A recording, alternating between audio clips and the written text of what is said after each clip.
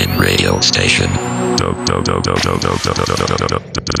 WNB1 Radio broadcasting live 24/7. All music genres. WNB1 Radio. Your urban music link.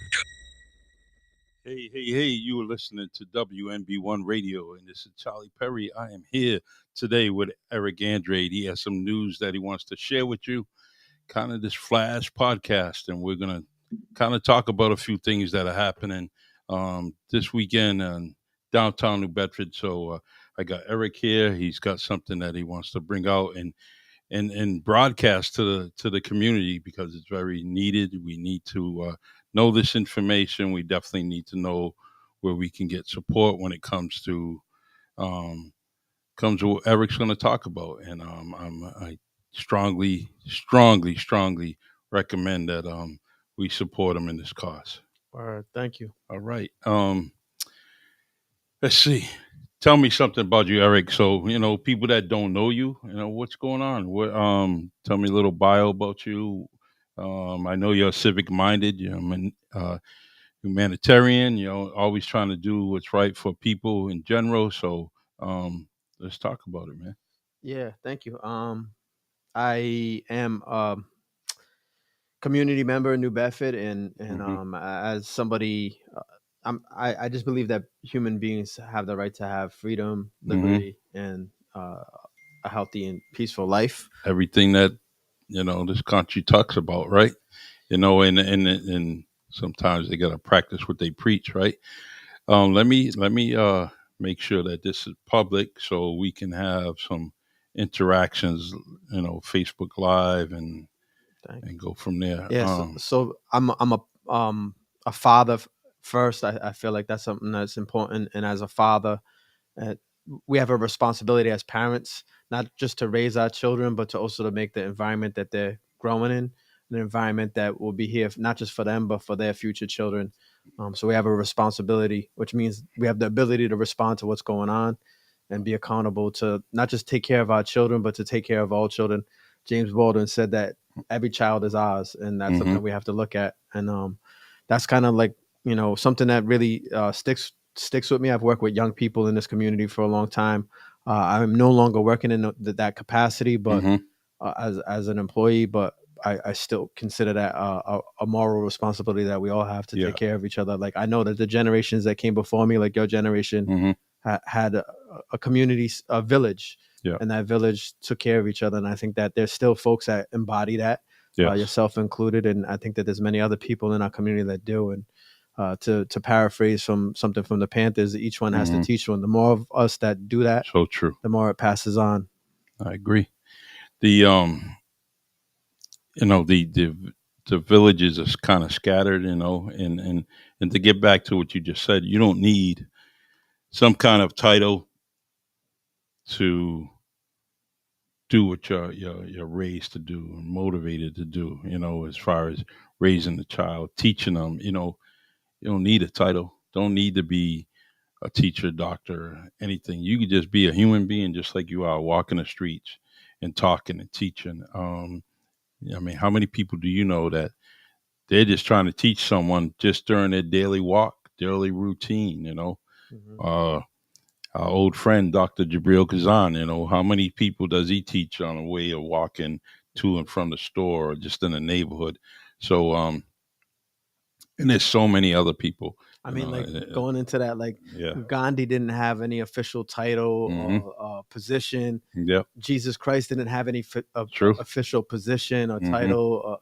They weren't elected leaders. Yeah. And yet the influence that they had was great, not just in the time that they existed, but carried on decades after their passing or thousands of years after their passing. So it's like, it's definitely like, you're absolutely right. We don't need to have a degree in anything to be intelligent, number one. I think that's something that's important to remember, that your intelligence isn't based on a degree, and most certainly to do something. All you have to be is be a human being. It's true. There's many people with can't read, can't write, but have the knowledge that is be on a book, be on a shelf, be on a library, Hmm. and they could definitely teach, and they done it, and they do it in many continents across the world. That there is no education that they're actually going through. The education is by mouth, by folk stories, and so on and so forth. So, but I'm glad that we were able to hook up and meet. This was something that we were, you know, within the last few hours, and it happened. You're here at the station, here to make an announcement, and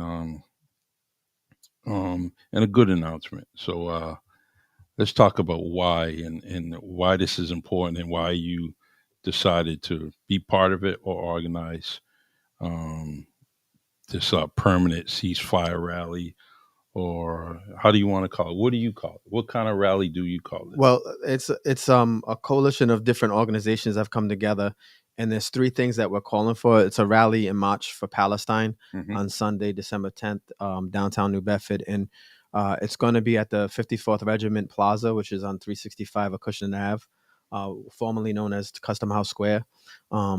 It's calling for a permanent ceasefire now, an end to the U.S. funding of genocide, and an end to Israeli apartheid. And for me, what brought me into like a passion for this is actually initially learning about Palestine from a young person that came to a La Soul Renaissance show in 2003 at Gallery X. Hmm. We held a show, and there was a young teenager that came into the event. He was coming from Western Mass. He was a refugee from Palestine, and at the end of the show, he spoke and he shared a little bit about his story and his experience. And then some other organizers I was connected with through work I was doing from the Foundation movement in Boston. They traveled to Palestine, and then they did a report back with an artist, Justin McIntyre, All in right. '03, and they kind of let us know about the apartheid situation in Israel in terms of like um, in in Gaza, in the Gaza Strip, in the occupied territory. Um, no, very similar to experiences in South Africa.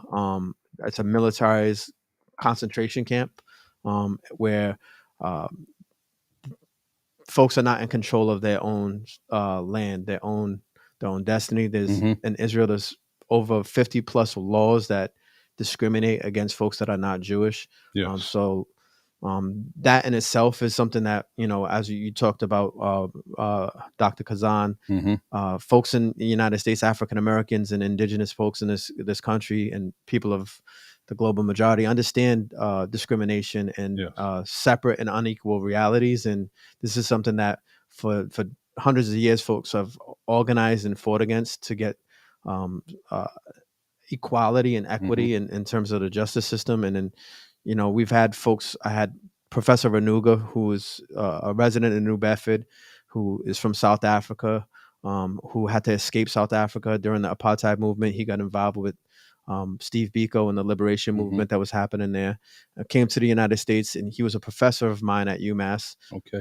He has a book, Surviving Apartheid, and one of the ways that apartheid movement broke that regime that was there was through the folks like Professor Renuga and Hmm. allies in the United States, several of them in this community Yeah. that began organizing. I know Mr. King, John King, Yeah. organized a march here in the city of New Bedford, and folks in Boston organized, and throughout Massachusetts and throughout the country organized to address this issue of this inequity and the Hmm. abuse of power and the human rights issues that were happening in South Africa.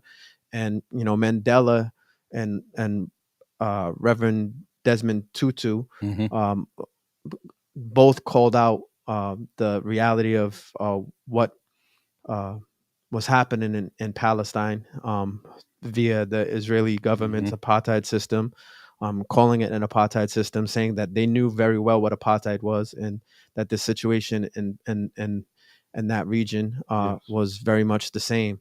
That being the case, this has been an issue that's been a concern for a number of years, and I've worked in collaboration with an organization in Boston going back to 2017, Hmm. Jewish Voices for Peace. And myself and my daughter had traveled up to Boston for their um, Hanukkah events that they organized, and part of that Hanukkah event was speaking about many different issues, justice issues, and one of them was Palestine. And in 2020, I was invited to perform poetry for an event that Jewish Voices for Peace organized around honoring the Nakba, which is a term in Arabic means the Great Catastrophe. So in 1948, the UN allowed took Palestinian land away from the Palestinian people, and there was massive massacres that happened, and over 400 villages, folks were killed, slaughtered, and displaced from their homes. And many of them escaping for fear of losing their life, thinking that they would be able to come back, leaving with their keys. The families still have their keys and are not allowed to travel back to their family homes. Wow. All these years later, it's been since 1948, and there's still survivors, folks that escaped back then. There was a 90-year-old woman recently that had escaped during the Nakba and was walking to escape the bombardment that's happening. So I, through that experience, met a poet that performed. Well, I met several poets. One of them, Musab Abu Tawa, was living in Boston at the time.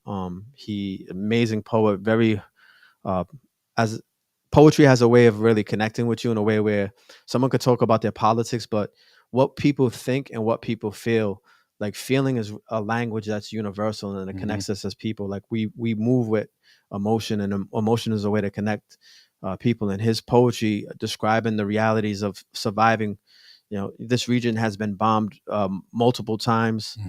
They've dealt with so much oppression, so much poverty, so much suffering, so much trauma, and his poetry gave voice to that. He was a visiting librarian at Harvard University and got his grad degree while he was here. I think he went to in Syracuse, and he had a young child. I believe he has 3 children, but his youngest was born in Boston. And he moved back to Gaza to open up the first English language library there, bringing back many books that he acquired here. And I was really excited following him, though also very often disturbed by what I would see on my news feed about what was happening in Gaza. A journalist in the spring was shot by IDF, Israeli soldiers, snipers, with their press gear on. And if one of our journalists like Tom Brokaw or somebody, Katie Couric or Anderson Cooper, was shot by a military sniper, rightfully so, we would be outraged. And this happened, and there's been so much acts of violence that have been happening. Young people are regularly arrested without a warrant in occupied territory where it's an illegal occupation. The UN has declared that they don't have the right to occupy that territory, and yet they're able to snatch people up and put them into incarceration. So it's one of those situations where I think there's over 5,000 people that have been held in these prisons, and because of then they're not legally supposed to be there. These are essentially kidnappings that are being done by the Israeli government. I agree. There's so many of them, hundreds of people that still don't know that what they're charged with, why they're held, why they're incarcerated, and families don't know. And how do we miss that? How do we, especially when this country's involved? How are they missing the other things other than supporting them financially or any kind of way means possible? They're supporting them. So I just think that and there's also some good with some humanitarian stuff getting there to people that are hungry and need some medical care. All in all, but there's so many other items that are missing. And the rallies like that you're going to be involved in, and the ones that happen on a daily basis throughout this country, throughout this world. Mm-hmm. People don't realize that it's not just here that there's groups, getting together and trying to support and voice their opinion about a ceasefire, and also about the occupation of Palestine. So um, I truly want to just say thank you for this, because this is one, as long as this colonization has come about, and as long as it has been, there's so many people, including myself, that are uneducated about it and the reasons why. And it's there is a bias, a prejudice, when sides are divided, but no one knows the true reasons of why this is going on. Being with Cape Verdean heritage, I don't like colonization in any form whatsoever. So that's my first pushback against it. Only because it doesn't need to happen in this world. It really truly doesn't. And but it's still going on. And so, but thank you. Yeah, that's a key thing too. Is like looking back.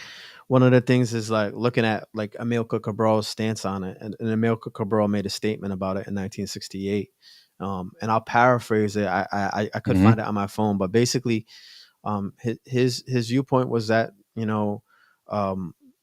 that this act was happening largely because it was supported by imperialism, Mhm. by the British imperialism, and this is a sentiment that Gandhi echoed as well. He had that statement about it. Um, Albert Einstein, who was of Jewish origin from Mhm. Germany, called it out very early on, and it's been something that many of our great leaders have spoke out against, and the idea of basically manifest destiny in a Mhm. sense that the same way that colonists came here and they had this belief that God granted them this manifest destiny that gave them the right to displace, Mhm. to ethnically cleanse, and to commit genocide, is something that is one of the original sins of the American colony. Mhm. And it's also very much the sin of what the Nakba was, and Mhm. what the continued occupation and illegal settlements, and the murder of innocent life, and the taking of people's right to dignity True. and human rights. And yeah, I think that it's important that I think colonized people and oppressed people understand oppression when we see it, Mhm. and it speaks a very similar language wherever it is, I agree. and violence is definitely a part of it, and it's really serving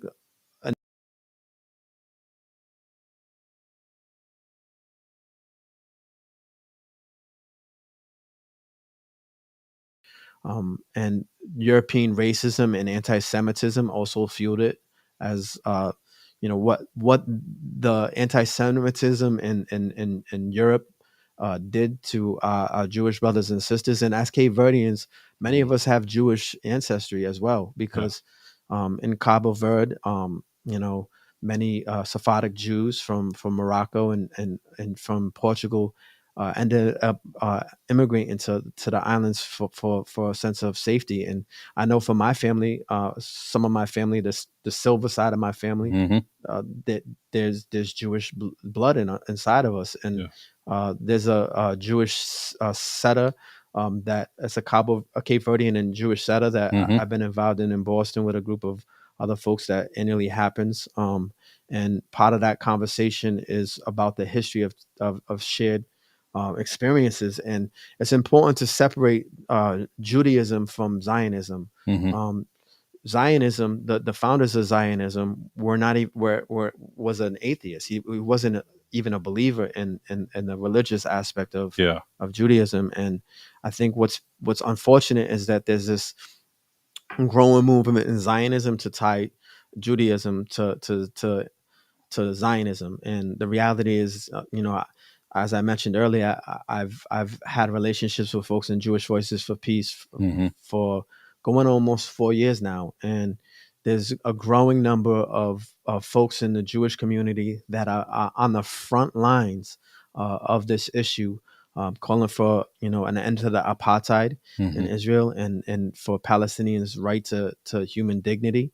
And I think it's important to put that out there because I think there's many people are uneducated, Hmm. and many people are nervous to um, have an opinion about it because of the fear of how they'll be labeled.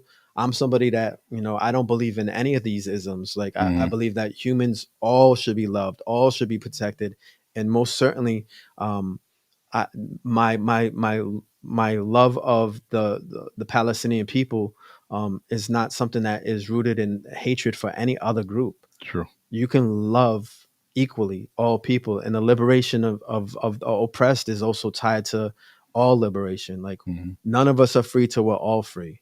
And that's a famous quote, and that's Yes, what it this is is. about. Yes, it is. It's very important, especially now. Uh, we, as quick as countries are making decisions to aid and produce war torn countries, and so I mean instantly, like boom, decided within a 7-day period, but every day we're talking about hunger, Mhm. talking about care here within this country, within these borders, and all over the world. Mm. But it seems like when it comes to war, it's almost like there's no I don't want to say it. There's no No limit. no limit. Billions, um, billions of dollars, and billions more waiting to be used over and over and over again. And when you think about all the money that has been pouring out due to wars, and in some cases it needed to be done, in some cases it didn't need to be done. But you know what? There's always more. It doesn't. You could save 500 billion. Guess what? Yeah, there's more. There's 500. There's more. There's more. There's always going to be more Mhm. to for this country to send. And um, I would have to get the article when they talked about it, um, about different pieces of or different financial aid and going all over in different parts of the world, Mm. all coming from this country. Yeah. And I know we have our allies, and and you they support us, we support them, or the country supports them, and that country's, it's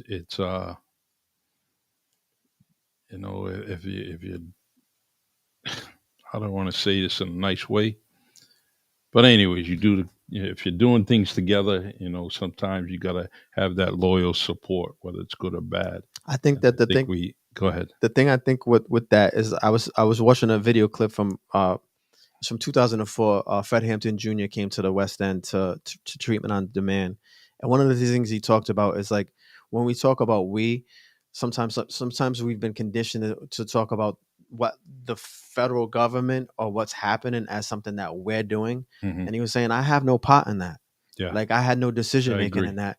So like these relationships in terms of like, and for example, there was $14 billion that was earmarked towards uh, Israel, Hmm. and just as recently as this week, bombs that were deemed illegal to use in Iraq were given to Israel. The 2-ton bombs that are decimating entire neighborhoods, and they're using AI to uh, plan out the strikes, and they're Hmm. striking to have as much casualty as possible for civilians. This is a country that's cut off electricity, water, folks were drinking toilet water, you know Yeah. what I mean, and seawater, and that's collective punishment, which is evil. Yeah. That's a form of terrorism. They're inflicting terrorism on an innocent population, primarily young children.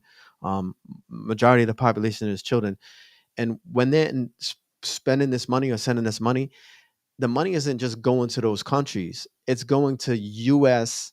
based military industrial complex. Hmm. So Raytheon or like Textron and Providence, Yeah. these companies that exist here that are making these manufacturing these weapons, they're collecting the check. Hmm. So one of the things that what's this poet's name? Gil Scott Heron talked Mhm. about the military industrial complex, and even we've had presidents that came out and spoke out about this. And I think about Schindler's List, the movie Schindler's List about the Holocaust. And one of the things he said, Schindler was a business person that wasn't really that successful. And one of the scenes in the movie, he's like, I finally figured out what was missing in my business. Mhm. And the person's like, what? He was like, war.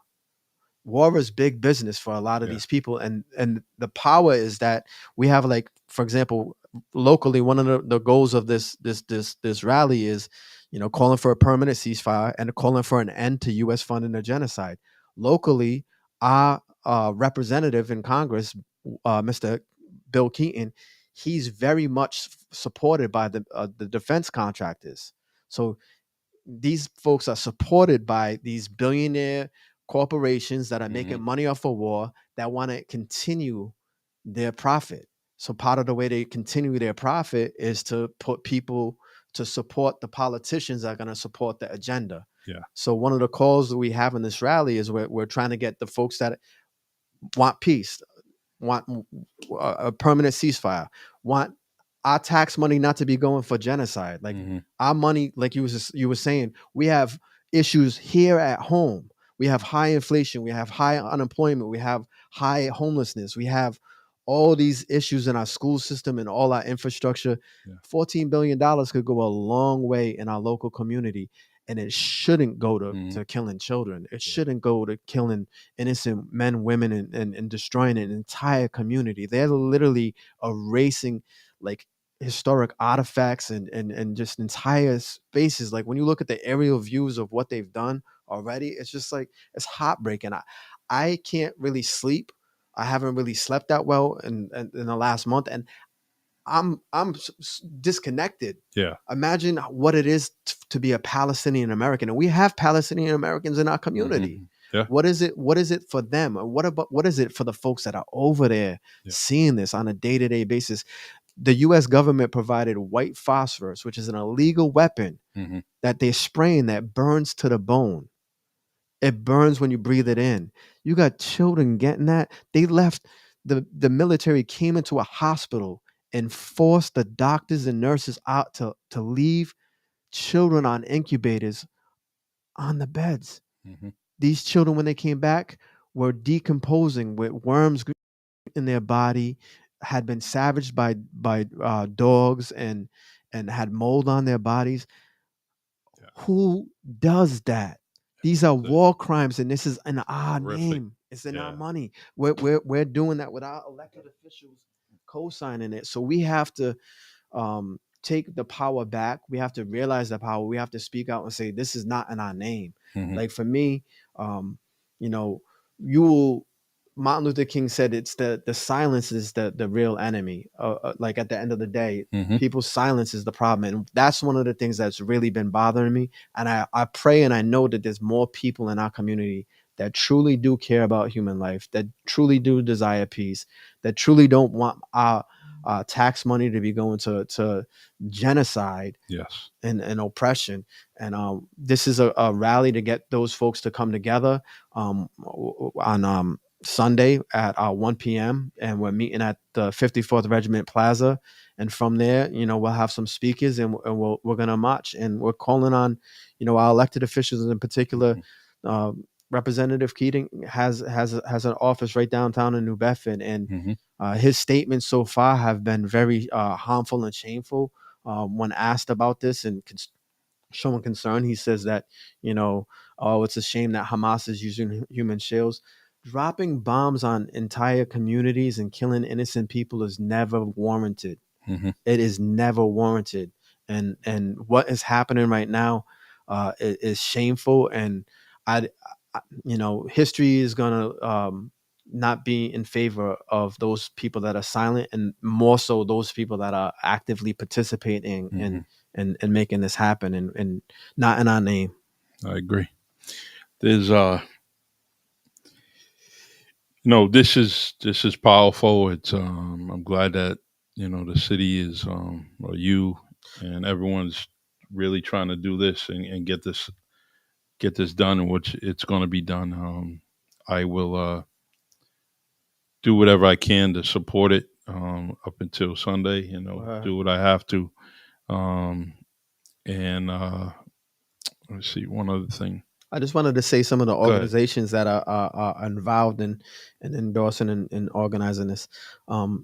First of all, organized labor, the Union of United Electrical Workers Union of the Eastern Region, Mm. Jewish Voices for Peace in Boston and Providence, Rhode Island, Mass Peace Action, New Bedford Universal Unitarian Church, Cape Codders for Peace and Justice, the Party for Socialism and Liberation, Lasso Renaissance, and others are involved. So, and this is a movement. This is the local rally, but all across the world, as you said, there's working class people and many unions that have Mhm. come out and said that this is not something that we're going to support throughout the world. Some of the unions in Europe have decided that they're not going to even allow some of the munitions and the weapons to be sent out.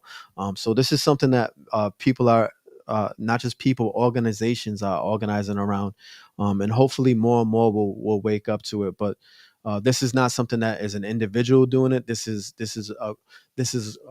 a forming coalition of different organizations that Mhm. are standing up and saying not in our name. It's I mean, another subject for another day is everything that the United States wanted to be stopped in South Africa. It applies right now, right? For all the reason why they wanted apartheid to stop there and all the different things, very not too many sanctions, but for all the reasons that they talk about it and wanted to stop there is all the reasons why they should have it stop here in Palestine.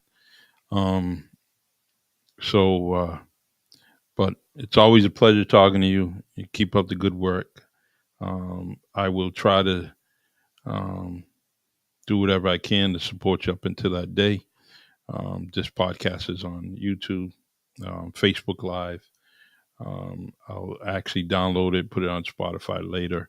If you can, please text me all those organizations that are in support of this so I can actually add it to the description whenever it's being showed on my social media and the different platforms. All right. Definitely, and definitely, I would love to thank WNB One Radio Mm-hmm. for providing you a platform Sure. to provide a community a platform, because media is such an important aspect of our community. Things Sure is. are so important to have media that actually is allowing voice to be out there Mhm. to hear what's going on, because unfortunately we live in a world where there's too much complicity and science Yeah. silence. Like, one of the things you brought up was biases. Like what we're Mhm. seeing is like the bias in terms of calling Israeli hostages children, and then the Palestinians that get referred to as people under 18. Yeah. These little uses of language, and it shapes the way that people think. And they've in our culture, the media has put such a racist stigma to people of Arab descent, Mhm. that it dehumanizes Arabs to the point where people are content with oppression. They're content with genocide happening to Arab people based on the seeds, and many of those seeds come through the form of media. So by providing a platform to bring humanity and to speak about the need for I the agree. humanity, you're doing a service to humanity. Mhm. And by the organization supporting you having that, this is something that we need so much in our community, because Mhm. very well from the past, there were more journalists in our community that were covering issues, and there's a significant decline in that in I terms of agree. and the papers. And also, even with that, there was a point in time where folks like your father and Pocky Grace and Fred Hampton Jr., whose anniversary of his passing was yesterday. Yes. And Mumia Abu Jamal, who's currently incarcerated. Yes. The journalists play a significant role. They're like the artists, the griots of our community, telling what's happening and letting us know what's happening to keep us informed. And you're carrying on that tradition in this form via the radio, and then also now the social media. And it's a legacy that's super important. And I pray that y'all are also supported Yes. in your platform. We're definitely, first and foremost, great job. I definitely want to give you 5 stars for being involved in this and getting it out there.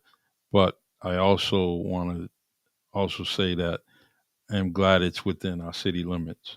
Too many times, a lot of issues outside the city limits, and the community and the city say, well, that's not my problem. And it happens over and over again with many, many things when it actually is our problem. There's a quote, a poem, and it's actually a poem that came from somebody after the Holocaust.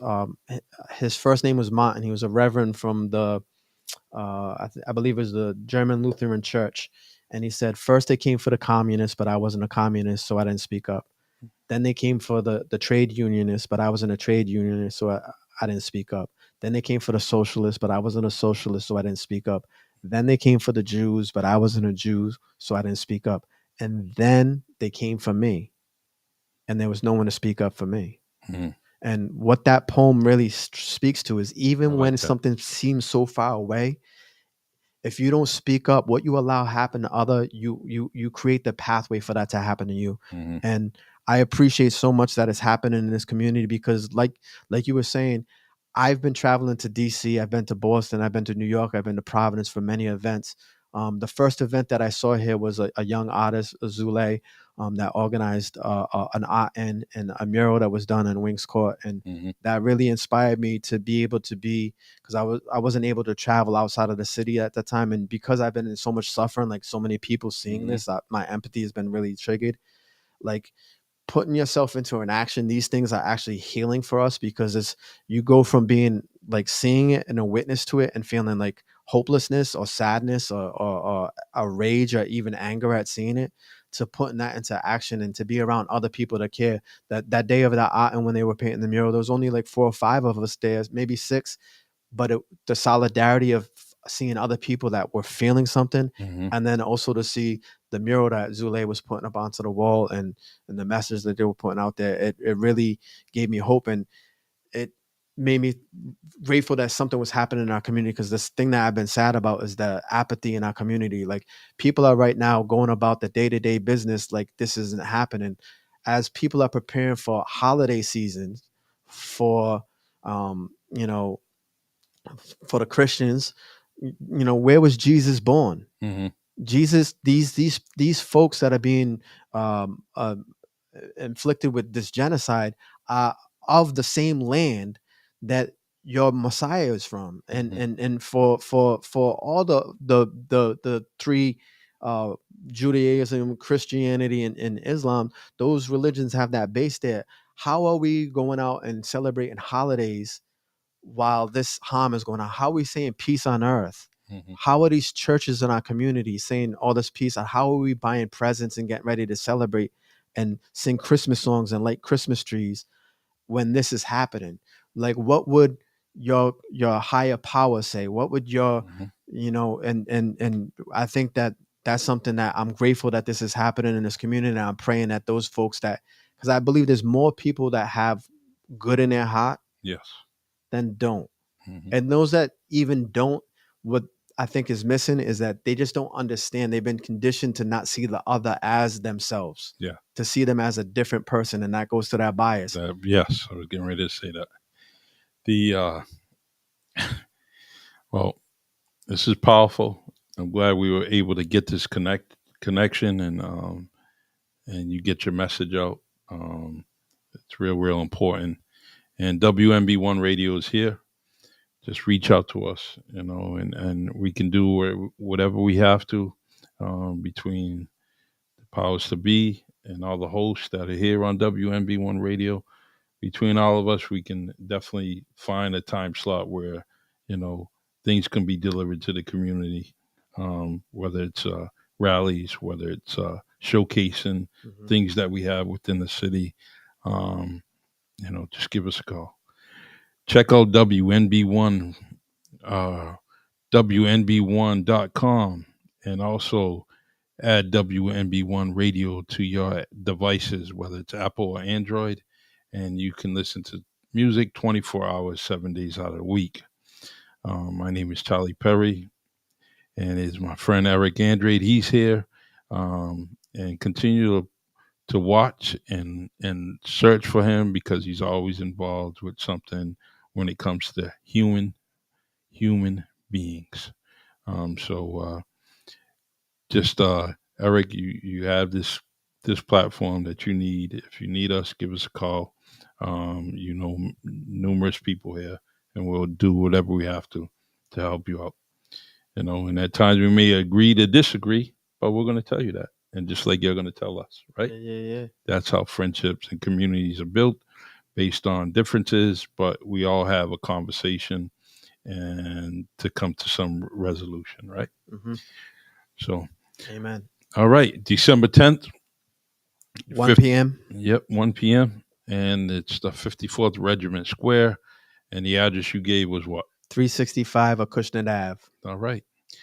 Awesome. This is Charlie Perry signing off. And this is WNB1 Radio.